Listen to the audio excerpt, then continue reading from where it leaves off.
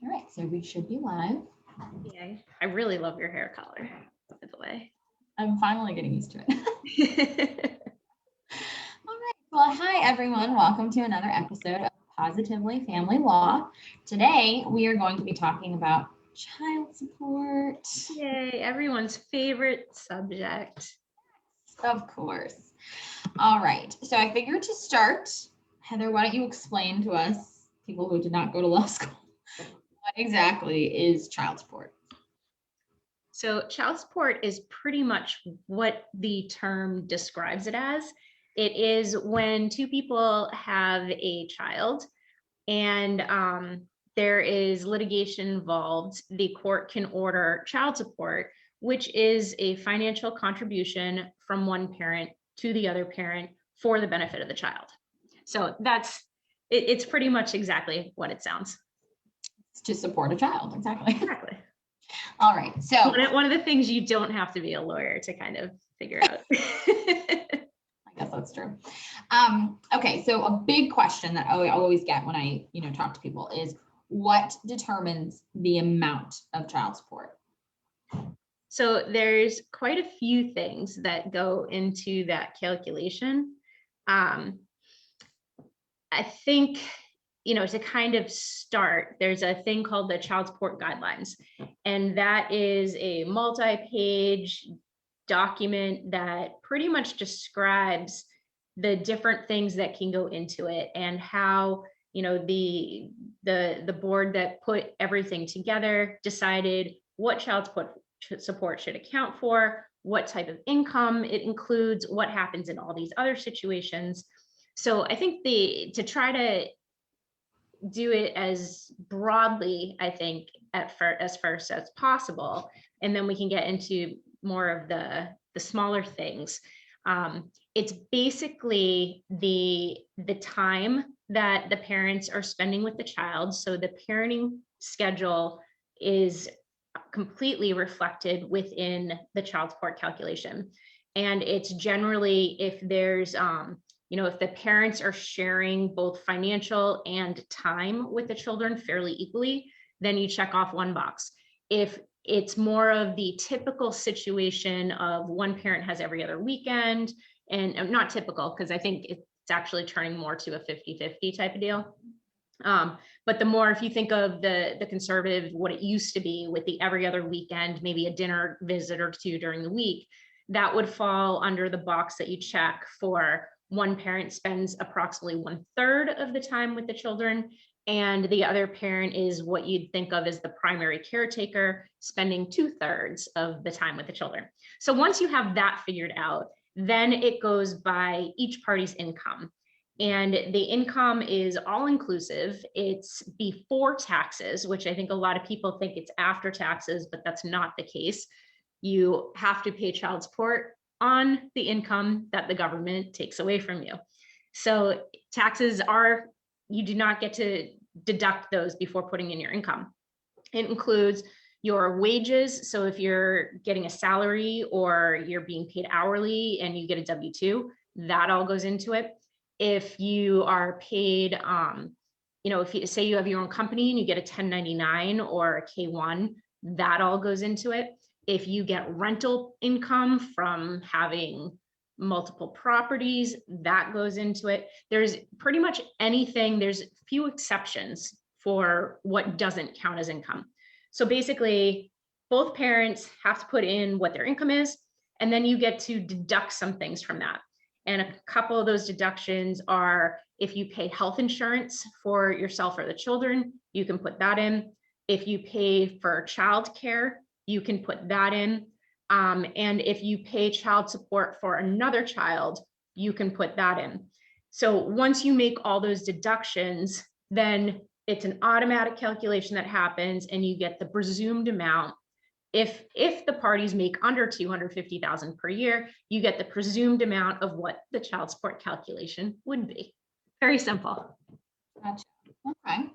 Now, some people, so let's talk about unemployment and how it relates to child support? Because I think, obviously, unfortunately, due to the pandemic, a lot of people are on unemployment. And that is another big question that I've heard of, like, oh, well, my only income right now is the unemployment. How does that factor in to child support? So it's funny, I was having this conversation, I think yesterday, actually, with somebody, because typically what happens is if you have a change in income and a modification of a prior order happens whenever the guidelines say that it's a different number than what you had previously. So let's just say, for example, you made 80,000 a year or 100,000 a year, and then you lose your job due to the pandemic because the company went under, or they just, for whatever reason. There's a lot of reasons why companies laid people off.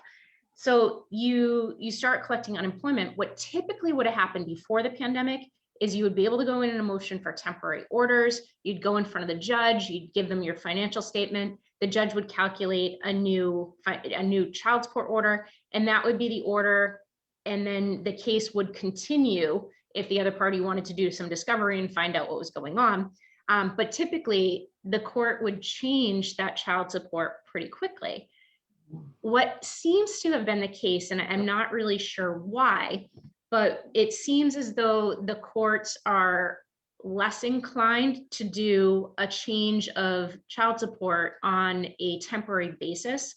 And the only thing I can really think of is because it's for the kids, and the judge doesn't want the kids to feel a detriment, or not have enough food, not have enough clothing, or the bare necessities.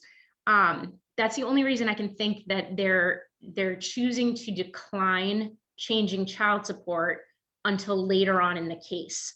So we've seen a number of cases where there's been a motion for temporary order, and the judge says, I'm not dealing with this right now, we'll deal with this later. It's created a situation that's difficult because it's hard for the people who have lost the income to keep paying child support on the same amount as they were making before. So again, I don't really know why the court seems to have taken this position, but it has. And I don't think that's in every case, and especially if you're going in for the first time, you will get a child support order. But I think with the motion to modify based on unemployment, I think they're tending to wait longer than doing it temporarily, and then a lot of times that just becomes the new order. So okay. So you touched on modifications and stuff like that. So now obviously this is determined on a case-to-case basis, but like, what are some examples that could constitute a modification, both in terms of lowering the amount and also, increasing the amount? Obviously, you mentioned that it's income, but like, what other, reasonings can there be in terms of filing that modification? A lot of times it's the income. So if somebody, if you find out that the other person started making a lot more money, you might want to modify it. But so the basis to change your child support order is that calculation that's run through it, which is called the guidelines, that if you take the numbers that are there now and the deductions and you run it through and you get a different number, you're able to modify the child support. So some of the things that would warrant that would be the change in income. It could be, one parent goes to jail. That's obviously also related to a change of income. So things like that, if let's say one parent starts taking the kids a lot more, and then it turns from your 1/3 parent to now they're at a 50-50, that could change it because it should be a different calculation than what you were paying previously. So I don't know if that's what your question, or if you're looking at deviating from the actual presumption number, the presumptive number, or just in regard to when you can modify it. And I mean, to be honest, I don't really know.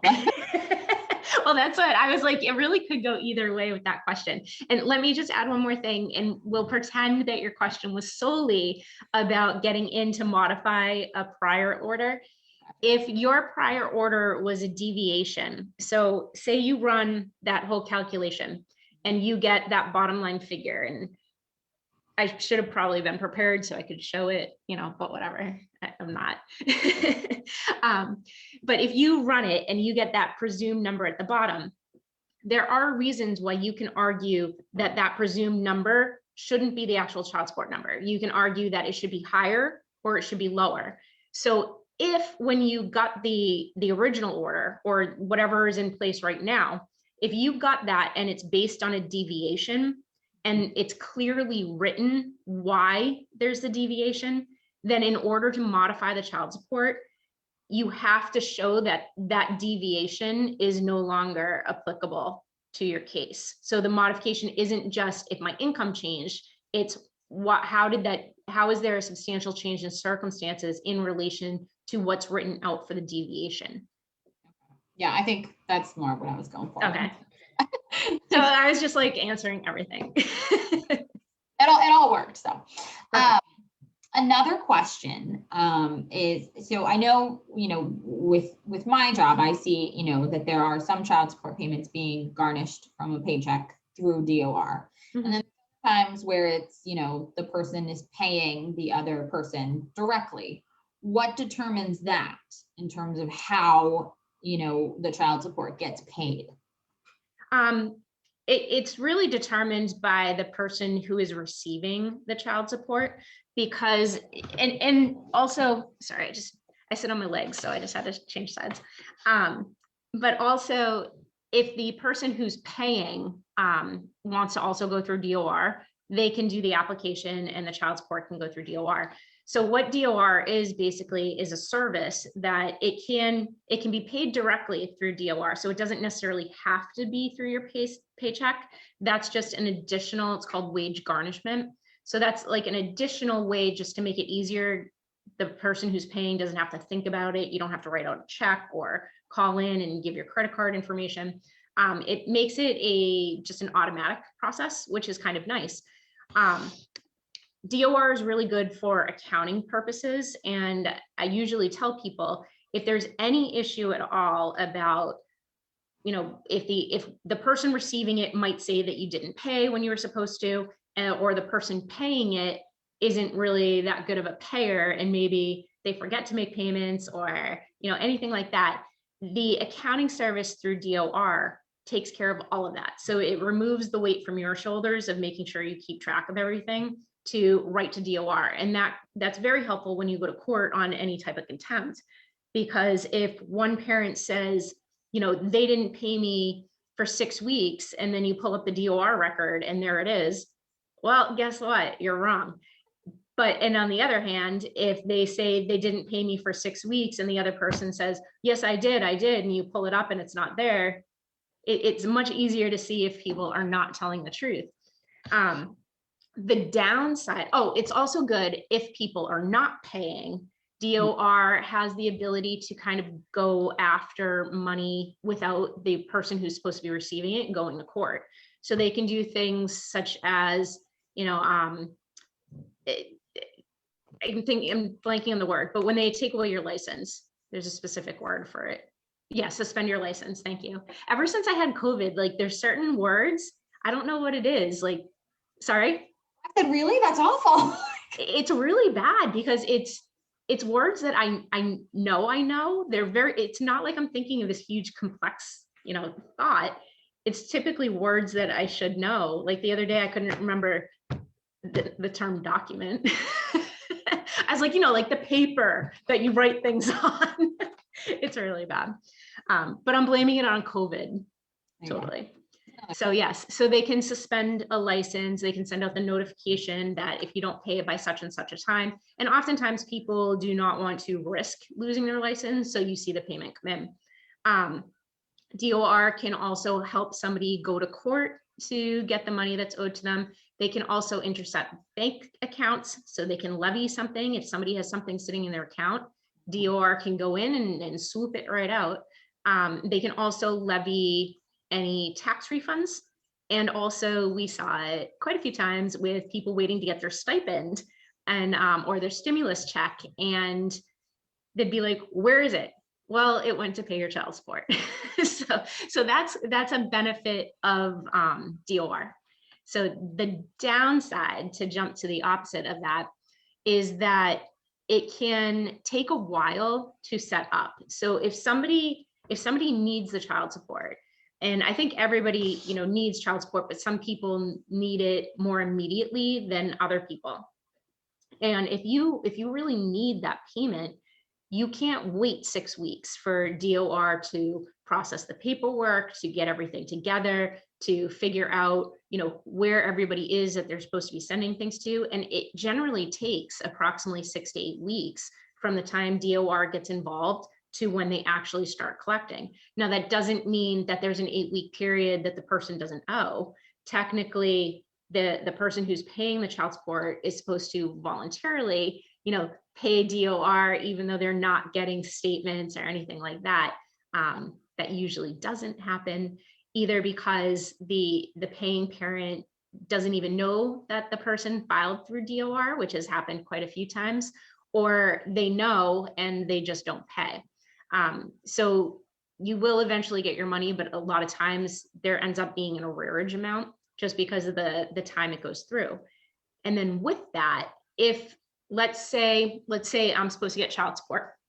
So I'm getting child support, it's getting paid directly. And I say, okay, I just want to go through DOR because I don't want to deal with being like, are you paying me this week? Are you not paying me this week? So I sign up for DOR. I don't tell the other person, and I keep collecting the money. Well, that's not what you're supposed to do. And that creates a pretty bad situation for the person who's paying, because now they've paid you, but then DOR is going to come after them for the arrears as well, which technically, if you sign up for DOR, you are not supposed to accept child support from the parent directly. So just don't do it, because it complicates everything. Tip of the day, don't do it. Yes, just don't do it. Just say, no, we're going through DOR. You need to send it to them. But it's hard if somebody's handing you cash. Oh, yeah, of course. I always take it if they hand it to me. So another thing that mostly I'm interested in, but like arrearage and fees and interest. Mm-hmm. Explain. Like I don't know anything about it, and I feel like other people don't either. And I think, some people may not even understand how serious it is for that type of amount to build up. So what exactly is it? Like, what are the fees? What is the arrearage? What is all that? So that is only, so the arrears can happen regardless of whether DOR is involved or if somebody's paying directly. So arrears are basically just a buildup of child support. So say Kayla, me and you have a kid together and we've gone to court. So I'm supposed to pay you because, I work all the time. So I'm supposed to pay you $500 a week. And I just don't pay you. So if I don't pay you for 5 weeks, I owe you $2,500. And that would be your arrears amount. So when somebody starts talking about arrears, that is specifically the amount that should have been paid that was not paid. Now, if I'm supposed to pay you directly, you're typically not going to be starting to charge me penalties and interest, and you don't really have the right to do that. So you don't get to tack anything on. However, if DOR is doing the accounting and they're doing the collecting and the payments and the withholding, and you don't pay, now DOR, because they're the government and love to put interest and penalties on everything, and I say that with love to the government, I'm sure they're not watching this, but they start tacking on interest and penalties, part of which goes to them and part of which goes to the parent. So the DOR can waive interest and penalties that are due to them, but they will not waive any penalties or interest or fees or interest that are due to the parent. That would have to be done directly through the parent. And those amounts can add up. People, I've seen everything from, somebody complaining that somebody owes them $100 in arrears to hundreds of thousands of dollars.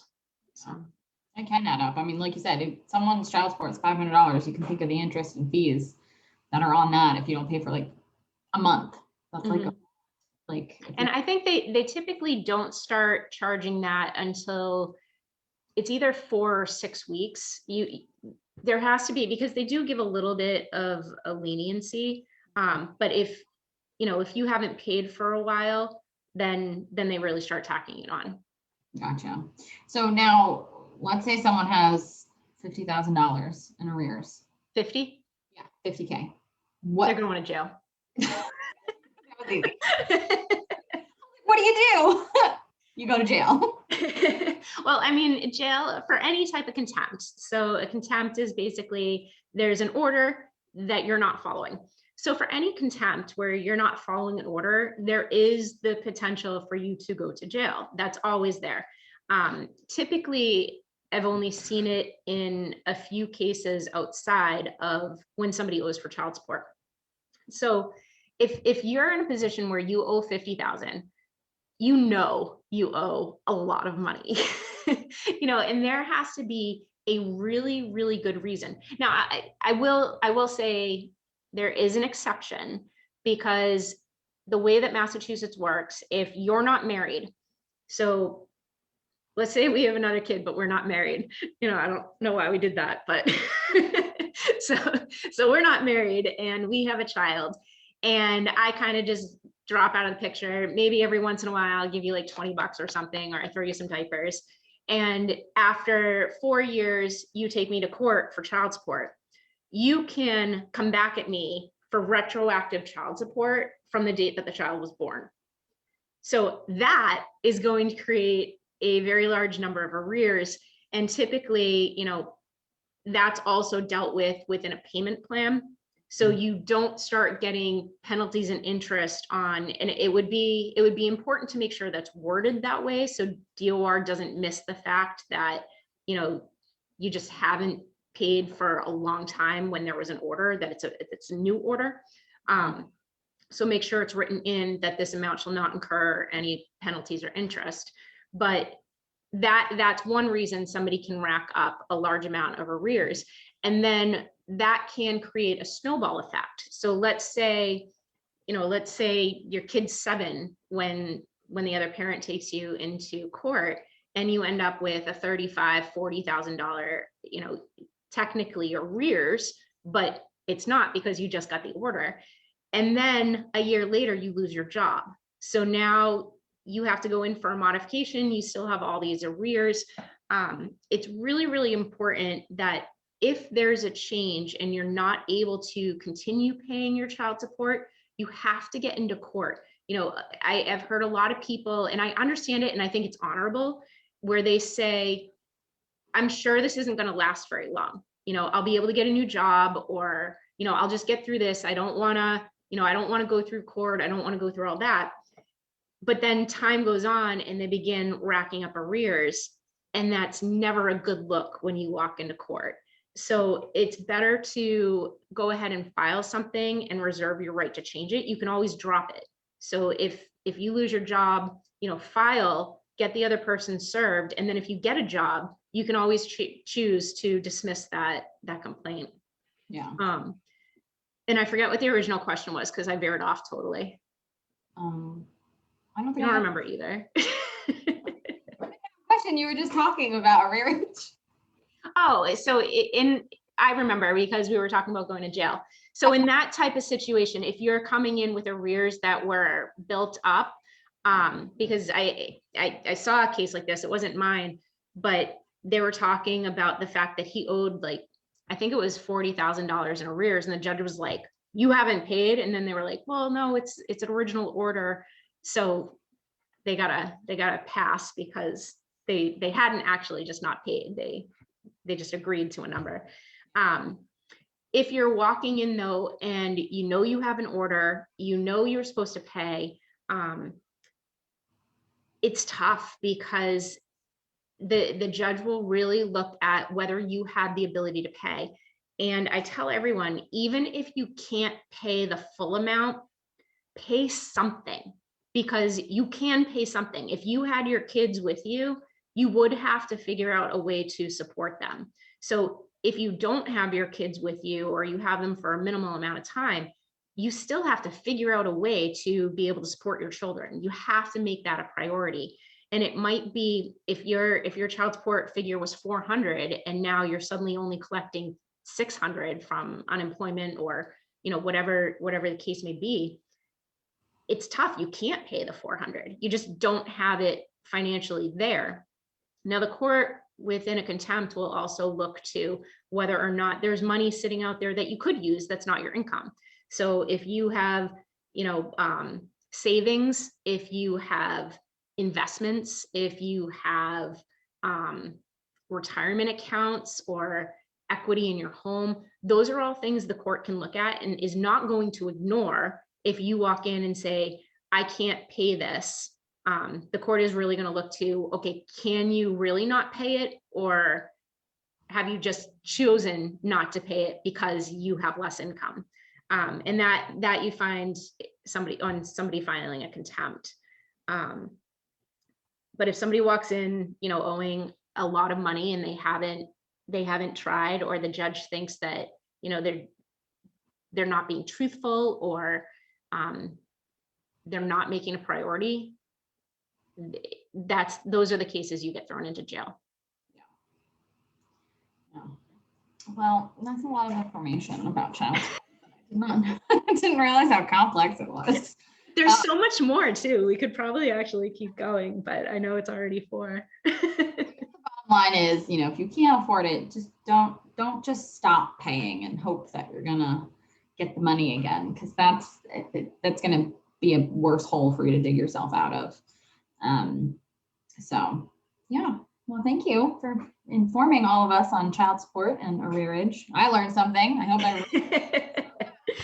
Well, that's good. Like I said, there's so much more to it because we didn't even really get into the reasons for deviations. So maybe that's just another I forget what we call these Zooms. Facebook Live. Or Friday, thanks. I call it Zoom with Kayla. Like an even longer one on YouTube and like really dive in to child support. Like we could pick like different topics and like really like do like an hour long. Not on Facebook. I don't think people would want to watch me for an hour, but that's okay. Maybe we could do like a bunch of smaller segments where people can watch it in like 5-minute pieces, and then they're like, okay, enough for her. Playlist of everything. Just like Law 101, basically. Yep. All right. Well, thank you so much for joining.